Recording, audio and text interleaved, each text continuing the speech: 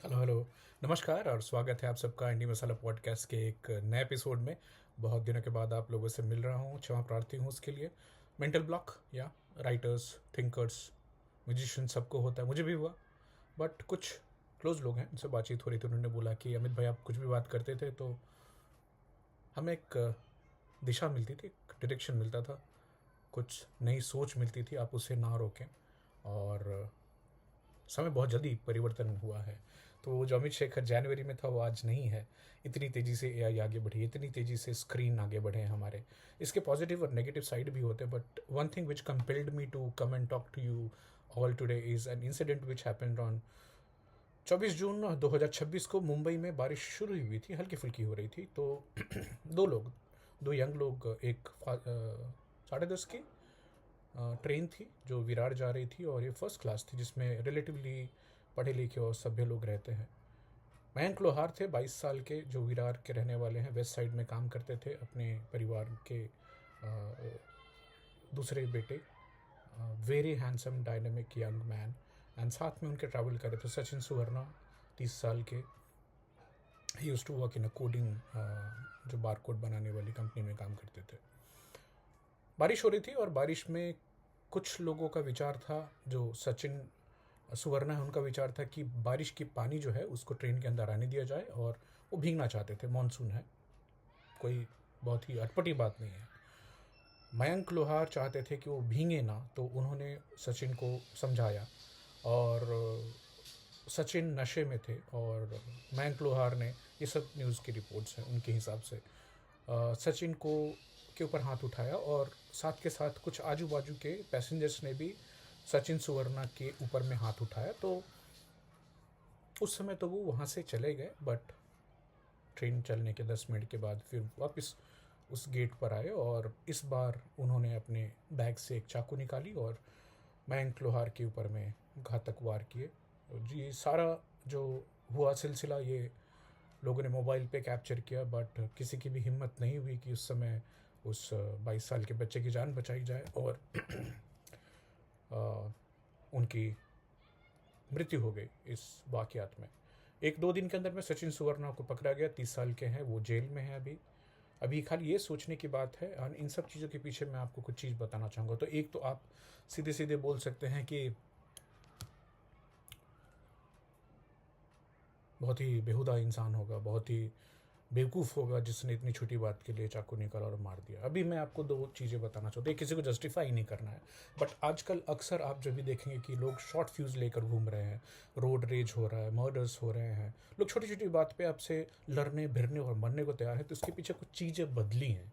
और ये जो इंसान है ना, इसको समझने की कोशिश कर रहा है कि ये जो चीज़ें बदली हैं आउटसाइड वर्ल्ड, हमारे बाहर में, और वो हमें किस तरह से इम्पैक्ट कर रही है, और इसके बारे में बहुत कम बातचीत हो रही है। तो इसने मुझे कंपेल किया कि मैं आज आपसे आकर बात करूं। तो याद कीजिए, मैं अक्सर पहले बोला करता था कि हमारे दो ब्रेन्स होते हैं। पहला ब्रेन जो पीछे की तरफ है, लिम्बिक ब्रेन है, जिसको ऑल्सो रिप्टिलियन ब्रेन बोलते हैं। आ, इसमें अमिगडाला भी उसका हिस्सा होता है। ये बहुत ही तेज है, बहुत ही शार्प है, बहुत बहुत फास्ट एक्शन। जैसे अभी ये चाय का कप है, और इसमें गलती से मेरी उंगली चली जाए तो अपने आप वो जो, तो हाथ हटाना रिफ्लेक्स जो है वो भी ये छोटा ब्रेन करता है। अब जैसे जिन लोगों को मुझसे पहले बातचीत हुई है इस टॉपिक पे, तो इस छोटे ब्रेन का जो काम है, इसको मैं डॉग ब्रेन भी बोलता हूँ। ये एक कुत्ता ही है, बट वफादार है आपका, क्योंकि ये तीन चीज़ें करता है आपके लिए। सबसे पहले तो ये आपके लिए डरा रहता है कि मैं मालिक को कैसे बचाऊं किसी भी खतरे से। तो कोई नया गंध, कोई नई गंध, कोई नई आवाज़, कोई नया इंसान, कुछ नई एक्टिविटी, इन सब में वो पहले आपको डराएगा, डर जाओ। इसके पीछे कारण भी है। पूर्वजों ने, हमारे पूर्वज ने केवल साढ़े 10,000 साल में खेती होने लगी और लोग व्यवस्थित हुए, सिविलाइज्ड हुए। अदरवाइज हम जंगलों में रहने वाले मंकी हैं। तो हमें हमेशा अपने से बड़े जानवरों से और नए वातावरण से खतरा रहता था। तो fear was ingrained into the limbic system, the reptilian brain की। इसको डरा के रखो कि इंसान ज़्यादा अतरंगीपना ना करे और खुद को सेफ रखे। Second, food. ये हमेशा आपको बताता रहेगा खा लो खा लो, भले आपका पेट भरा भी रहे, अरे एक रसमलाई खा लो, कुछ नहीं होता। तो दूसरा काम इसका फूड है, हमेशा ही बात करता रहेगा। पहला फियर, आपको डराता रहेगा, दूसरा खाने को बोलता रहेगा, तीसरा है फक। तो आप जीवन के किसी भी एज में हैं, आपको हमेशा अपने अपोजिट सेक्स के प्रति अट्रैक्ट करेगा और बताएगा कि आप अपनी जो प्रजाति है उसको बढ़ाते रहें। इसके पीछे इसकी बहुत ही सिंपल सी लॉजिक थी कि हम मेरे मालिक की जो प्रजाति है, जो स्पीसीज़ है, वो बढ़ती रहनी चाहिए। तो 3 चीज़ें अब मैं दावे के साथ बोलता हूँ कि 95% लोग जो आपके आजू बाजू हैं, इर्द गिर्द हैं, ये सब अभी भी इन 3 चीज़ों के ऊपर ही सोचते रहते हैं। किसी चीज़ से डरे हुए हैं, या फिर खाने के बारे में सोच रहे होते हैं, या फिर अपोजिट सेक्स के बारे में सोच रहे होते हैं। नेचुरल है, लेकिन हमेशा इन चीज़ों के ऊपर में सोचना, जो आदमी हमेशा ही अपने आजू बाजू डर का जो माहौल बनाता रहेगा और सोचता रहेगा, अच्छा नहीं है। उसके बाद आती है प्री फ्रंटल कॉर्टेक्स, ये जो आगे का जो दिमाग है, पीएफसी बोलते हैं इसको। क्यूबिक कैपेसिटी में इंसानों में ये सबसे ज़्यादा होता है as compare to any mammals, including whatever the closest one is apes and फिर चिंपैंजीज आते हैं। बट हमारा क्यूबिक कैपेसिटी बहुत ज़्यादा है। इससे ज़्यादा क्यूबिक कैपेसिटी हो जाए तो हमारी माताएं हमें जन्म नहीं दे पाएंगी। तो इसलिए the nature has this evolutionary mechanism की इंसान का जो सर है इससे ज़्यादा बड़ा ना हो जाए। बट इस बड़े सर ने हमें बड़ी रैशनल कॉग्निटिव डिसीजंस लेने की और कॉम्प्लेक्स चीज़ें करने की आज़ादी दी, वो फ्रीडम दिया कि हमारी ग्रे मैटर ज़्यादा है।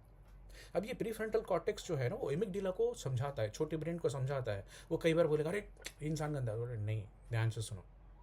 अब इन दिनों इन दोनों के बीच में कनेक्शंस है, मैं वो साइंटिफिक नहीं जाऊँगा, बट ये मानिए कि जो आपकी प्रज्ञा है, प्रीफ्रंटल कॉर्टेक्स है, जो कि नीति, अच्छी चीज़ें डिसाइड करती है, आपको रास्ता बताती हैं, आपको लॉन्ग टर्म प्लानिंग सोचना सिखाती है, ये स्लो है, ये बहुत फास्ट है। सो फियर फूड फक बहुत फास्ट करेगा, ये उसको समझाने में इसको बहुत टाइम लगता है। बाद में पढ़ा लिखा इंसान, और पढ़े लिखे इंसान को कौन दबा देता है? जो फियर फूड और फक वाला डॉग ब्रेन है। अब इसके बीच में एक तीसरी चीज आती है, डिफॉल्ट मोड नेटवर्क।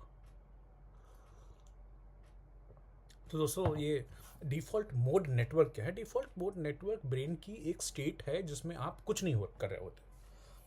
आप चुपचाप बैठे हैं, आप बोर हो रहे हैं, आपको लगे कि आप कुछ नहीं कर रहे हैं, बट आपके जीवन का वो बहुत ही महत्वपूर्ण समय होता है, वेरी वेरी इंपॉर्टेंट फेज, जहाँ आप कुछ नहीं कर रहे होते। तो उस समय में क्या होता है? उस समय डिफॉल्ट मोड नेटवर्क जो है ब्रेन का, वो मेमोरी को कंसोलिडेट करती है, क्रिएटिव आइडियाज़ निकलते हैं, आपके फ्यूचर की प्लानिंग होती है। आप दिन में डे ड्रीम करते हो, सोचते हैं अरे ऐसा करते हो तो कैसा होता, वैसे करते हो तो कैसा होता। आप भविष्य की प्लानिंग कर पाते हैं, आप नए नए गोल सेट कर पाते हैं। इवन आपकी जो डिफ़ॉल्ट मोड नेटवर्क है, वो आपकी सोशल इंटरेक्शन को भी इम्पैक्ट करता है।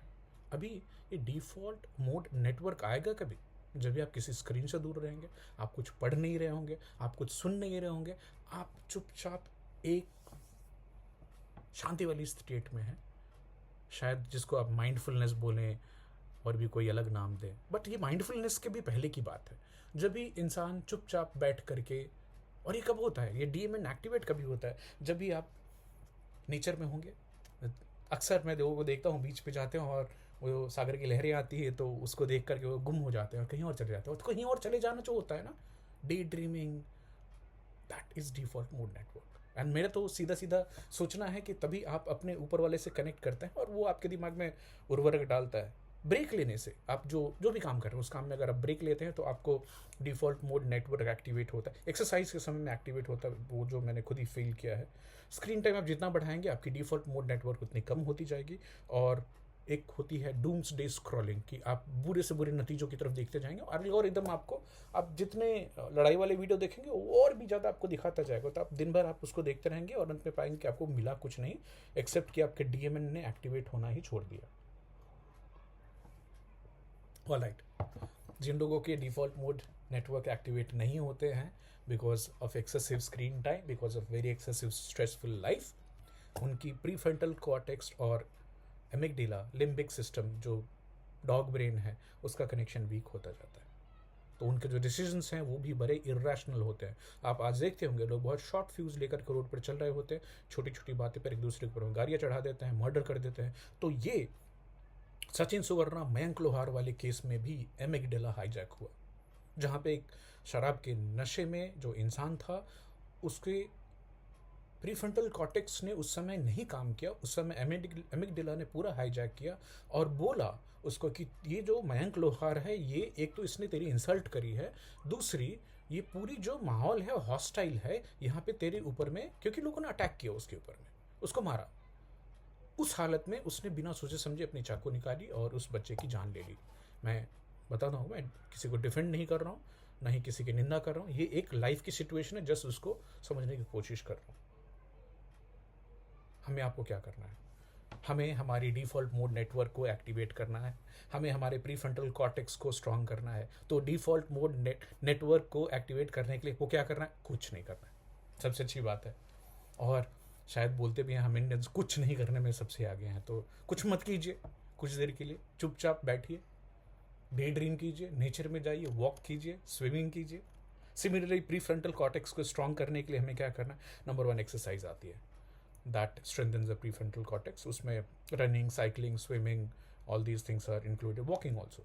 Sleep is very important. 8 hours of sleep makes the prefrontal cortex more stronger, and mindfulness, even if done for 10 minutes, is very very useful. तो आप चाहे जिस भी रिलीजियस स्पिरिचुअल प्रैक्टिस को मानते हो उसमें शांति से 10 मिनट बैठ सकें, आप अपने भगवान का नाम ले सकें, that is beneficial. Screen time कम करनी है, मल्टीटास्किंग नहीं करनी है, एक काम एक बार में करना है। हाँ, multitaskers have poor prefrontal cortex. And सबसे एक लास्ट में बताना चाहूँगा, कोई नई स्किल सीखना, कुछ भी नया करना, which is challenging, which is exciting. And currently what is exciting and challenging for me is the use of AI in my day-to-day life. ये नहीं कि मेरी सोचने की क्षमता का मैं आउटसोर्स कर रहा हूँ, नहीं, मैं अपनी सोच को और ज़्यादा शार्पर बना रहा हूँ, नए नए टूल्स यूज़ कर रहा हूँ। तो पहले जो प्रोग्राम बनाने में महीने लगते थे, अब 1 घंटे के अंदर बन जाती है। बहुत मज़ा आ रहा है, बहुत एक्साइटिंग है, and I think that is one skill which is I am very very excited about. तो बहुत दिनों के बाद मुलाकात हुई आपसे, बट ये दिल में बात थी कि बात करनी है आप सबसे।